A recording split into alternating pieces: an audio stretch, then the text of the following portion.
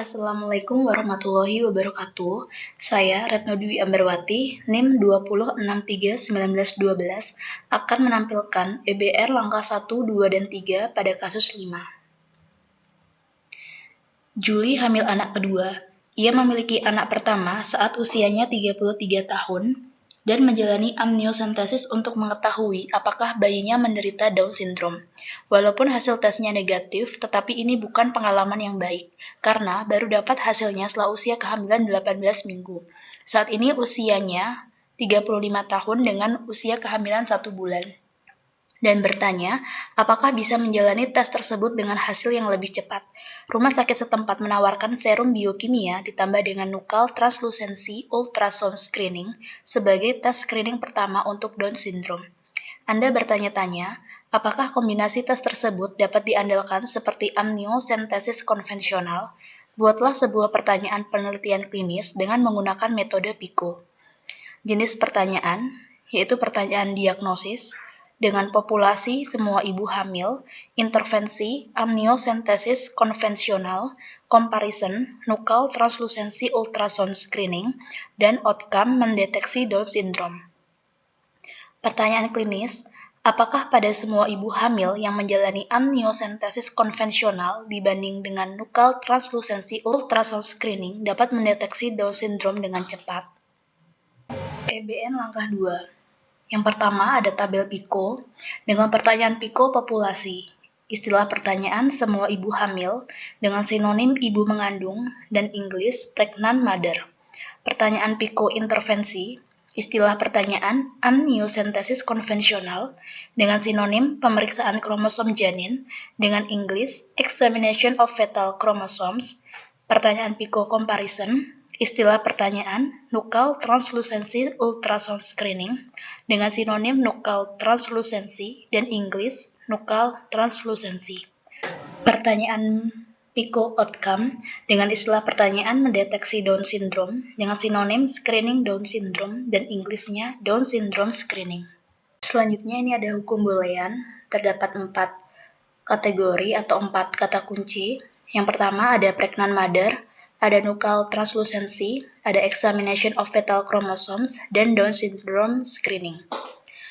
Didapatkan yaitu pertama ada pregnant mother and examination of fetal chromosomes, kedua pregnant mother and nuchal translucency, ketiga examination of fetal chromosomes and nuchal translucency, dan yang keempat nuchal translucency and Down syndrome screening. Kata kunci yang bisa digunakan untuk pencarian di PubMed ataupun Cochrane Library, yaitu pregnant mother and examination of fetal chromosomes, or pregnant mother and nuchal translucency, or examination of fetal chromosomes and nuchal translucency, or nuchal translucency and Down syndrome screening. Di sini saya menampilkan kata kunci yang saya gunakan dalam pencarian pada Cochrane Library, yaitu Down syndrome screening and nuchal translucency. Dan saya mendapatkan judul artikel Screening for Down syndrome based on maternal age or fetal nuchal translucency, randomized control trial in 39572 pregnancies.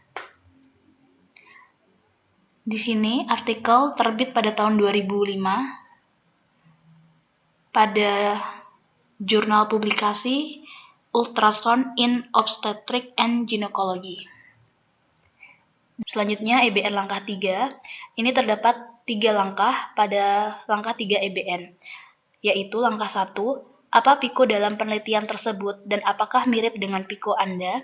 PICO yang dirumuskan berdasarkan kasus, di mana populasi yaitu semua ibu hamil, intervensi amniosentesis konvensional dengan comparison nuchal translucency ultrasound screening, dan outcome mendeteksi Down syndrome.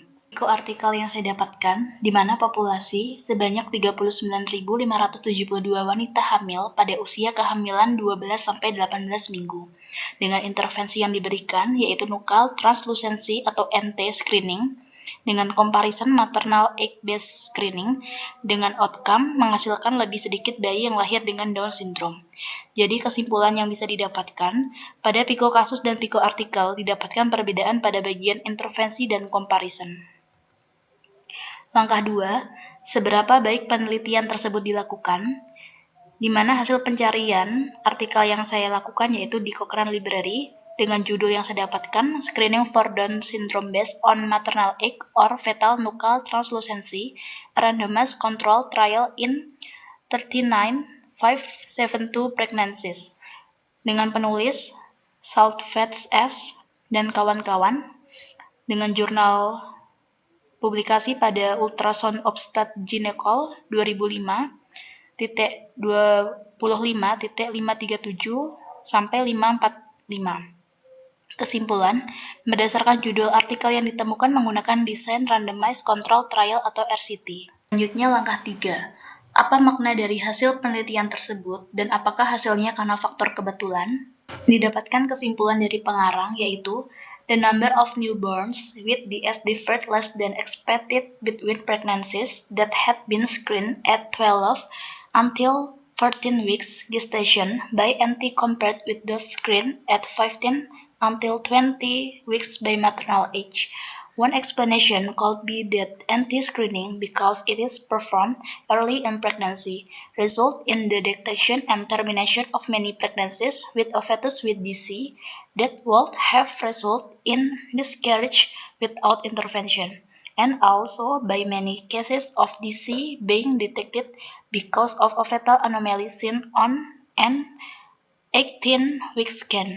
The major advantage of the 12-week scan policy is that many favor invasive tests for fetal karyotyping are needed per antenatally detected case of DS.